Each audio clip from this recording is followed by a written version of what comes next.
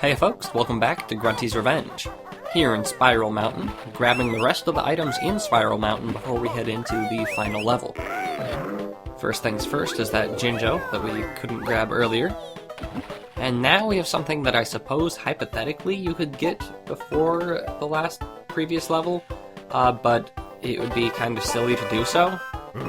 Wonder Wing lets you plow through all these enemies safely.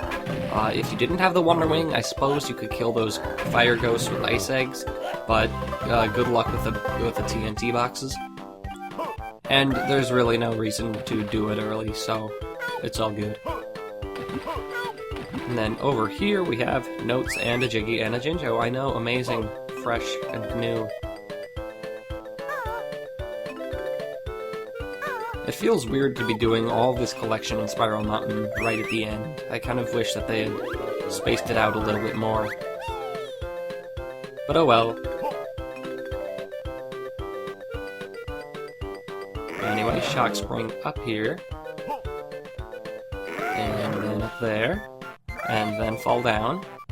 And then do it again. Do everything exactly as I do, and you'll be perfectly fine. There we go. Notes and a Jiggy.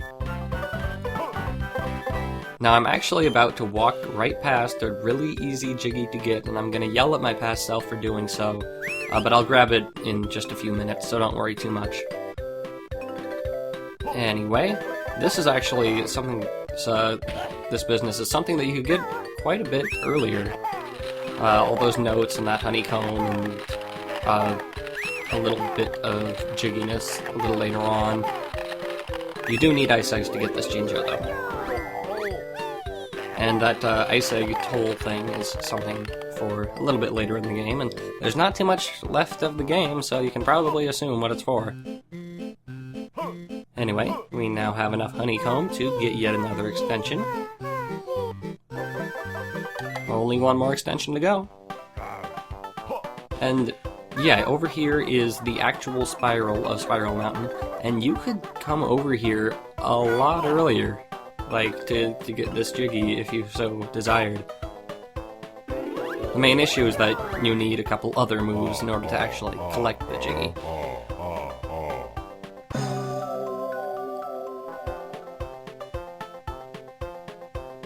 So yeah, you could walk over here from the very beginning, actually. But as you can see, you'll need the Parrot Duck Flobe to get up to that Jiggy, so you'll have to do this bit after Breathel Beach. And you probably need the Talon Trot anyway to reach there in time. So, still, I could have gotten it a lot earlier. Now then, just grab this Jiggy from the Jinjo person.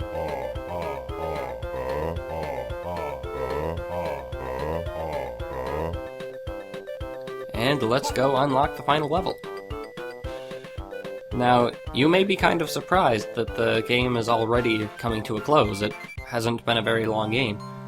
But the honest truth is, they wanted the game to be a lot longer than this, but there simply wasn't enough space on the Game Boy Advance cartridge. So 10 levels got cut down to 7, which got cut down to 6. Unfortunate.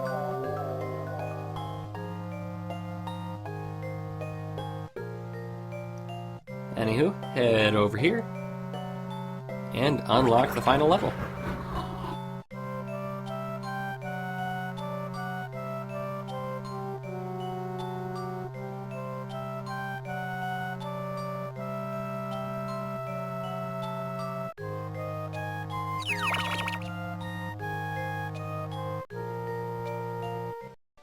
And indeed, we now have access to the final level, Freezing Furnace. And on our way there, we will grab the remaining collectibles in Spiral Mountain. First things first is that Jiggy that I so horribly neglected. Again, one that I could have gotten a lot earlier. Jump up here, and grab it from over top of the river. That one is actually shown in a cutscene, a level opening cutscene at one point in the game. Anyway, grab that lone note, grab these 3 notes, and that's everything in Spiral Mountain. Hoorah! Now the only things are left in Freezing Furnace and 1 Jiggy in Bad Magic Bayou. Now, Freezing Furnace, as the name suggests, is kind of a contradictory level, much like Hailfire Peaks in Banjo-Tooie. There's a cold section and a hot section.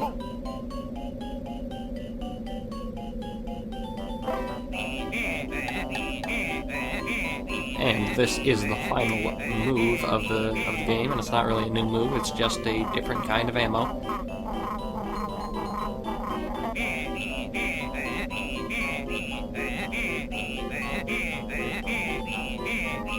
Yepperoni fire eggs. One of the not so creative ideas for an egg, honestly.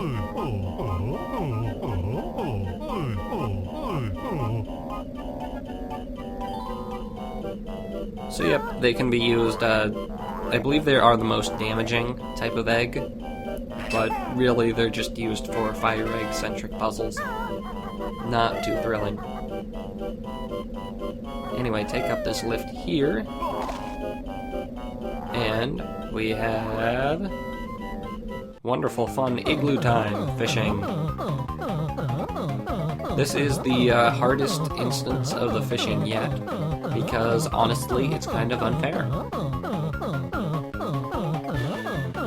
The wonderful thing about this round of fishing is that all the targets are underwater, and there's absolutely zero way to determine what you're catching. There's no graphical difference. So, really, it's just luck. Totally luck. Catch everything you can, hope they're not snippets, hope you don't die. It's not a good idea. It's not good game design. Luckily, I never really had too much of an issue with it, so I'll give it a pass because I'm lucky. But it was not good design.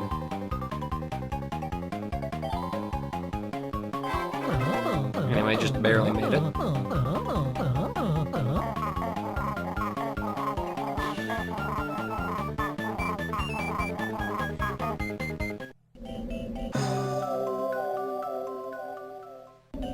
And our first jiggy. First jig. First jiggy. There we go. And this here is kind of silly. As you can see, that is a pack of dynamite, explosives, something along those lines. And we just got fire eggs, so you might think, oh, let's shoot fire eggs at the explosives, but no. No, that's not what you do. Also, tornadoes are dicks. Instead, you have to light them on fire through another method, that method being the candle.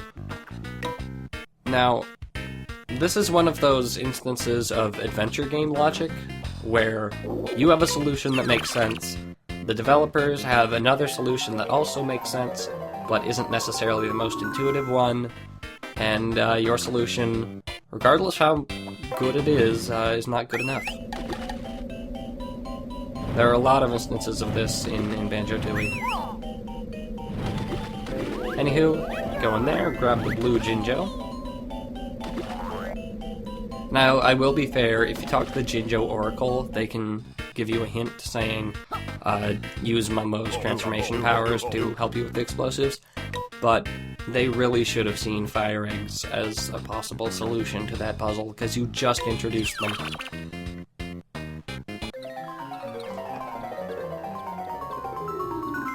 Maybe it was too hard to program multiple methods of destroying the explosives. I don't know. But anywho,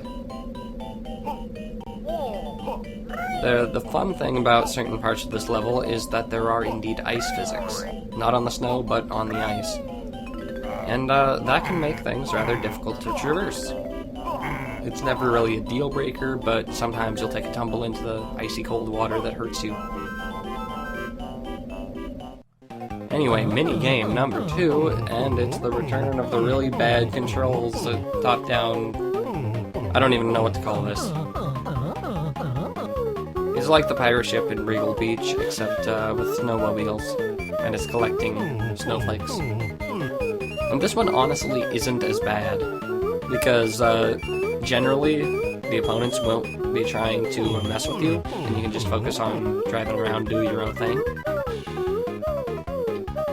It still doesn't control great, but it's not too bad.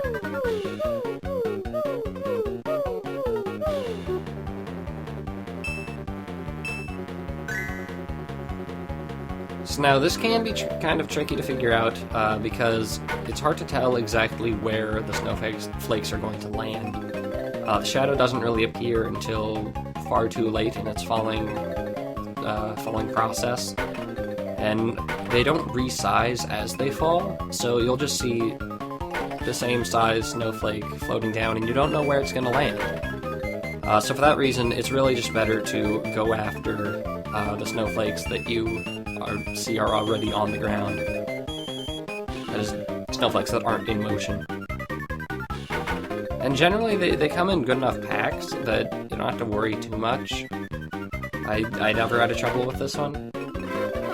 But I assume if the computer hates you and you just get bad luck, then that can be hard.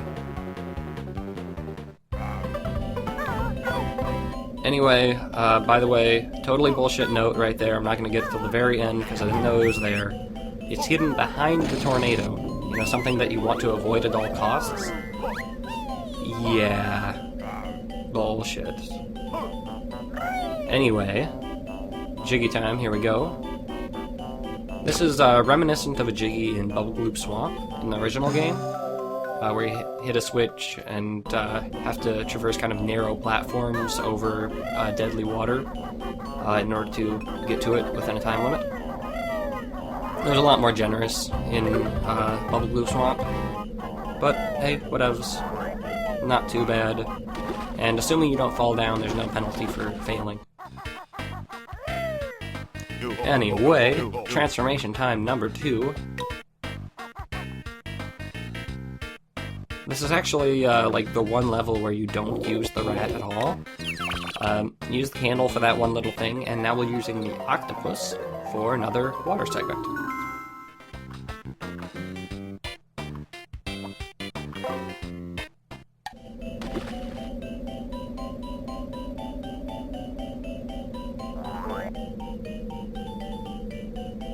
Now then, Octopus can jump insanely high, which is useful, as I mentioned. So Octopus is actually the only way to get to this little empty honeycomb thing. Banjo-Kazooie simply cannot jump high enough to reach that. And then Octopus is also just a very useful way to navigate these frigid waters over here. You can do this with crafty platforming with Banjo and Kazooie, but it's overall just easier to use the octopus over here. But those are not the main focus of the octopus in this level. He has an ulterior motive, so to speak.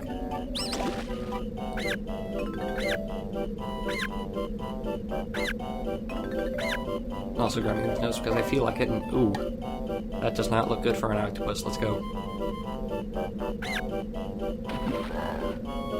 Anyway, over here we have a little tricky to spot cave, and another one of these side-scrolling water sections for the octopus. And this one is definitely more difficult than the last one. There are a lot more obstacles, and whiplashes have really stupid hitboxes, so yeah, it's a little frustrating. I can definitely see someone dying in this section.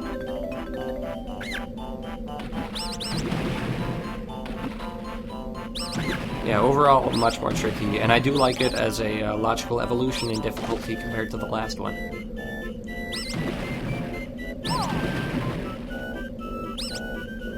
So look at all those whiplashes.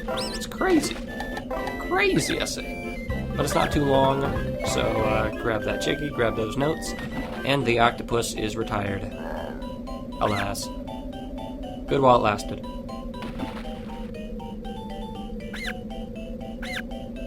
Now there is actually a way to simply walk the octopus back up, but you can also just use Grunty's teleportation powers.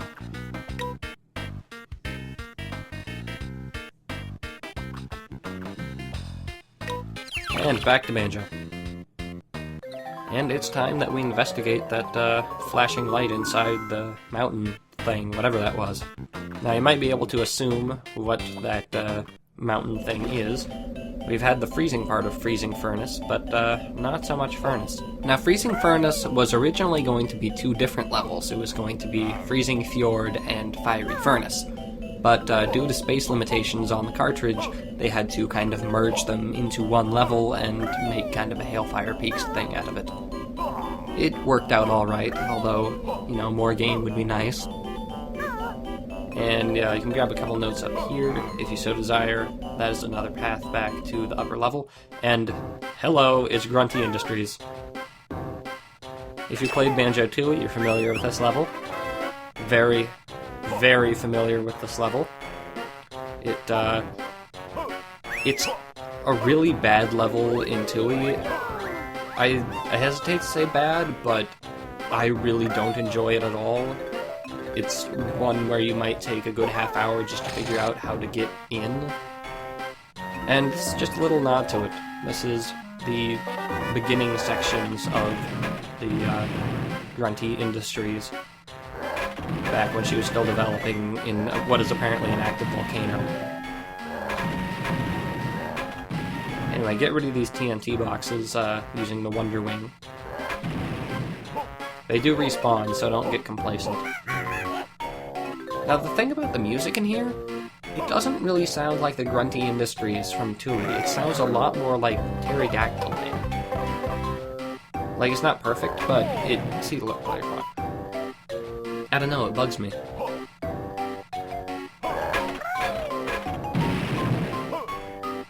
Anyway, get out here, that's the storage room. You will have to come back there because Jinjo Oracle's in there. And look at these, those bees are just in a dick place. What did we just collect there? We'll find out briefly. So this is basically all one big room, other than a couple small storage areas. And it's dangerous, quite dangerous. Lava's dangerous, those live wires will electrocute you, there are fire ghosts. And that's the way back to the entrance, in case you were wondering. And just overall, this is a place where you can expect to die many, many times.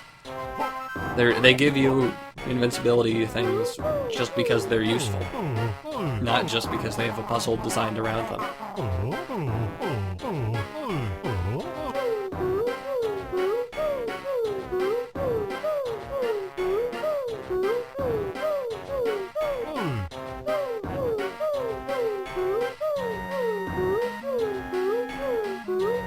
This is slightly reminiscent of a Jiggy in Glitter Gulch Mine, the second level of Banjo-Tooie, where Banjo accidentally breaks a Jiggy apart and has to go find the pieces and put it back together.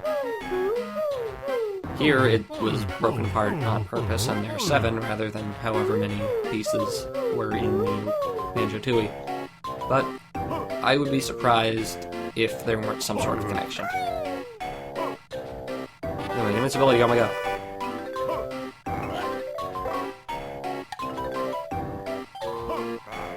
You'll want to use invincibility to get up here, because that's the only way to kill the live wire there. And then, you'll want to go into this room here with full health, because it will take a lot of health away, and there's nothing you can do about it.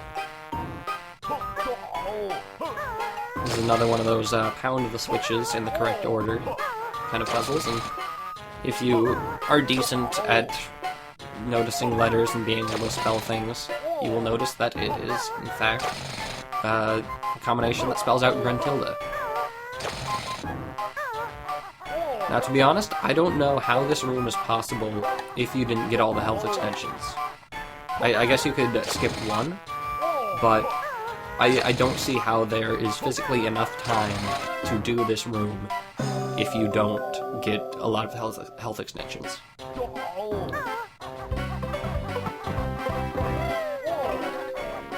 Like, yeah, other than getting hung up on that geometry there, you know, I lost a lot of health, and I was going through pretty darn quickly. So yeah, be on your toes, you might die in there.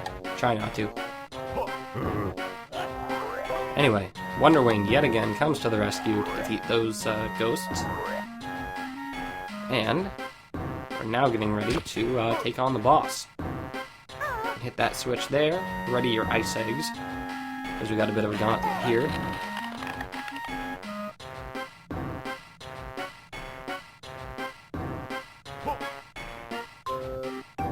Yes, behind those blue flames there on the robot snowman or whatever, lies the boss. And to get rid of those flames, shoot ice eggs into there, and then take a ride. I said take a ride. There you go.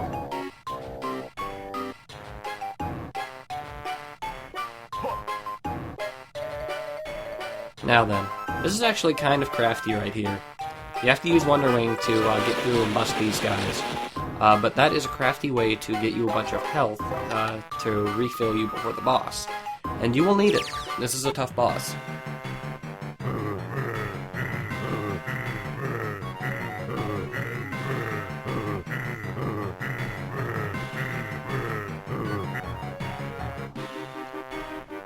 So this is the Clungo that you know and love, but tricky because there's ice physics, and ice physics are tremendous, tremendously wonderful. Also, these guys are the natural progression of the pink dudes that would latch onto you and cause damage. They basically will cause damage more quickly. You need to shake them off quicker, and you need to shake them off pretty quickly to begin with. So, yeah, you are very likely to take a good deal of damage from those guys. So, not from Clungo. Clungo's kind of a chump, but those dudes will cause a lot of damage. But luckily, he only takes 3 hits like usual, and you can move on to bigger and better things.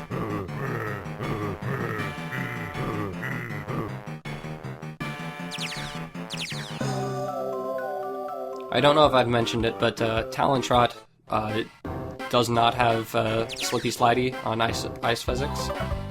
You will always have traction, so if you have time to switch to the Talontrot, that's definitely useful.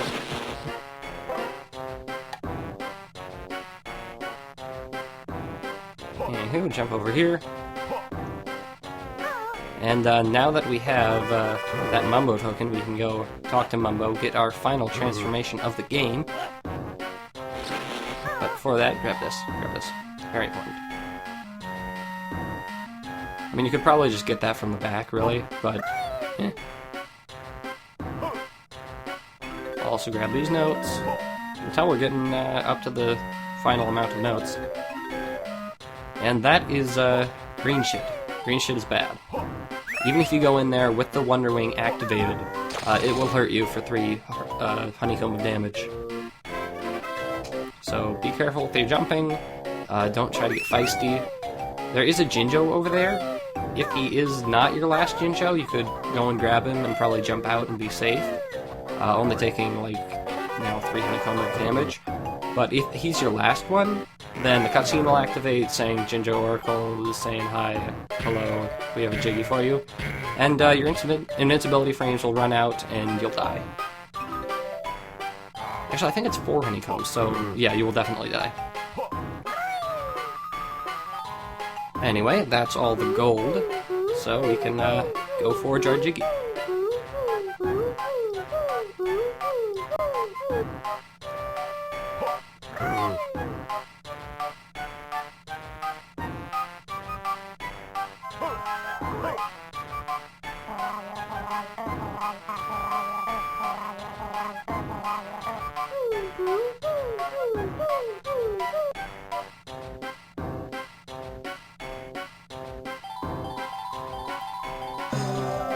And there we go. I know, I kind of like Jiggies like that, where you have to find smaller collectibles in a large room. If this were like a fully 3D game where you could look around, I might enjoy it a little bit more, because it would be easier to look for things. Anyway, let's head over to Mumbo and get that transformation going.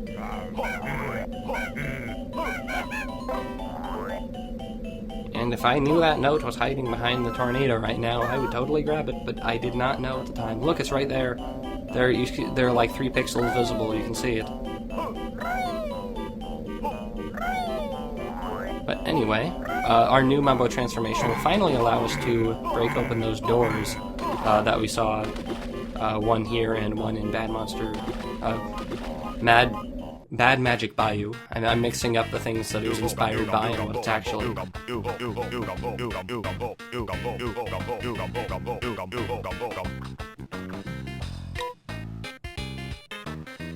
And this new transformation definitely draws a bit more from Tooie than from Kazooie, because it is actually a machine. It's a tank.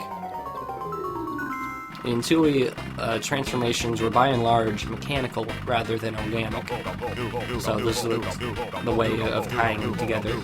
Although in Tooie, Mumbo isn't the one to transform you, so I don't know. It's a tank, so I'm willing to give it a pass. Anyway, the tank can destroy basically anything in one hit. It can't jump, but it can destroy things in one hit, so it's pretty rad. See, like that. You can break open those doors, can go on dangerous substances here.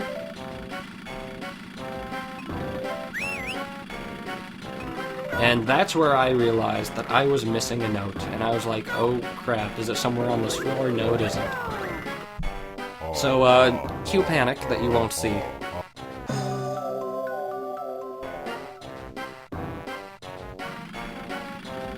Anyway, a tank-specific gimmick challenge here is these destroy all the panels by walking on them puzzles. If you've played the 8th gym in Pokemon Ruby, Sapphire, and Emerald, then you will understand the principle behind that puzzle. Generally not too difficult, and again, no penalty for failure. Now then, all we gotta do is transform back to the Baron Bird, grab that Jiggy from the Jinjo Oracle, and find that 100th note. That stupid 100th note. I just think it's not good design to hide things behind objects when there's no rotatable camera. It's just unfair to the player. Especially hiding it behind something that they have been trained to avoid at all costs. Anyway, let's make the trek back to the furnace.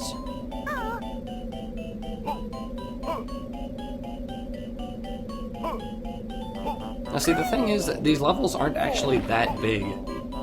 They should require a decent amount of exploration. And I mean, it's a handheld adventure, so you can't expect them to be too big. And honestly, I kind of like them this size. They don't take too long, but they're still pretty involved, and if you don't know what you're doing, they still take a good amount of exploration.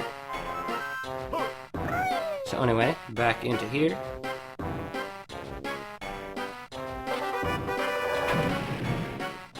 Grab that Jiggy. And basically no more advice for us. Just go on and fight the final boss. Thanks a lot.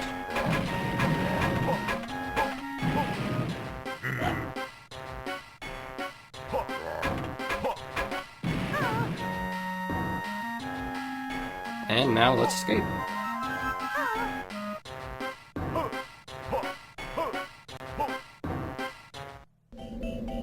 And all we gotta do is grab that note, which I have been talking about this whole video, and I'm gonna be so happy when I finally grab it. See, right over there. See it? Yeah, you can barely see it. But there you go. Good luck seeing that on an actual GBA, where the screen is, like, tiny and dark. It's just, yeah, no, bad level designers. Anyway, that takes care of the freezing furnace. So, we can hop back down here, and exit. But I'm actually going to grab that last Jiggy in Bad Magic Bayou before we finish off this video. So let's head over. And don't worry, I'm not going to make you watch the entire trip over there. So, let's enter the level. And lo, we are right here. Hello.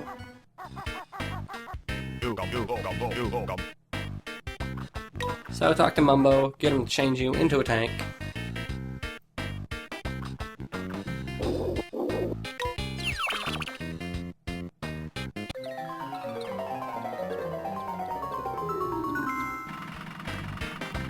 and head back over to that door, which has been taunting you for so long. So long. Unfortunately, it's not really worth the build-up. And you open the door, and guess what? It's another one of these puzzles. The thing is, these are so easy you can get them on the first try. And when you can only do this as, like, an end-of-the-game puzzle, it's not so great. But that is all the collectibles in the game, and I will see you guys next time.